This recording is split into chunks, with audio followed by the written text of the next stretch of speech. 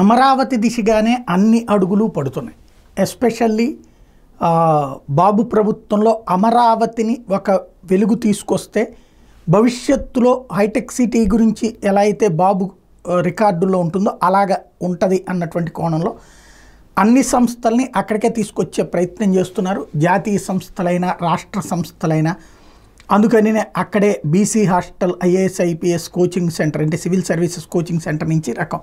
అట్లాగే ఇప్పుడు అమరావతికి సంబంధించి ఇంకో పక్కన అర్రజిందాక రిజర్వాయర్లు కట్టడం, కాలువలు కట్టడం, ఇదంతా ఒక ఎత్తు అయితే ఇప్పుడు అమరావతికి సంబంధించి మరొక కీలకమైనటువంటి అడుగు వేస్తున్నారు. ఇన్లాండ్ వాటర్ వేస్ అభివృద్ధి చేస్తారట.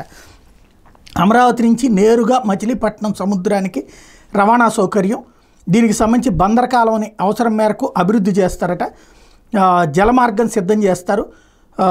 దాదాపుగా దీనికి సంబంధించి చంద్రబాబు గారు సూత్రప్రాయంగా ఆమోదం తెలిపారని ఓ పక్కన మంత్రి రవీంద్ర చెప్తున్నారు. మరొక పక్కన అమరావతిలో 3 సబ్ రిజిస్ట్రార్ కార్యాలకు అనుబంధంగా రిజిస్ట్రేషన్ కేంద్రాలు ఏర్పాటు చేశారు. అమరావతి పరిధిలో 3 సబ్ రిజిస్ట్రార్ కార్యాలకు అనుబంధంగా 9 రిజిస్ట్రేషన్ కేంద్రాలు ఏర్పాటు చేస్తున్నారు. భూ సమీకరణలో భూములు ఇచ్చిన రైతులకు సిఆర్డీఏ తిరిగి ఇచ్చే స్థలాల రిజిస్ట్రేషన్లు వీటిలో జరుగుతాయి. ఈ మేరకు రెవెన్యూ శాఖ ప్రత్యేక ప్రధాన కార్యదర్శి సిసోడియా ఉత్తర్వులు జారీ చేశారు.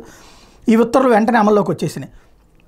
ప్రతిరోజు ఉదయం 10:30 నుంచి సాయంత్రం 5 గంటల దాకా ఈ రిజిస్ట్రేషన్ కేంద్రాలు పనిచేస్తాయి.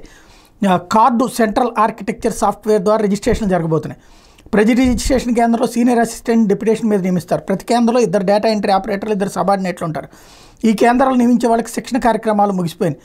ప్రభుత్వం నిర్ణయించిన తేదీ నుంచి అక్కడ రిజిస్ట్రేషన్లు మొదలవుతాయి. గత తెలుగుదేశం ప్రభుత్వంలో కూడా ఇట్లాంటి రిజిస్ట్రేషన్లు పెట్టారు, కానీ రిజిస్ట్రేషన్లు జరగలేదు. ఈ దఫా రిజిస్ట్రేషన్లు చేయించే ప్రయత్నంలో ఉన్నారు.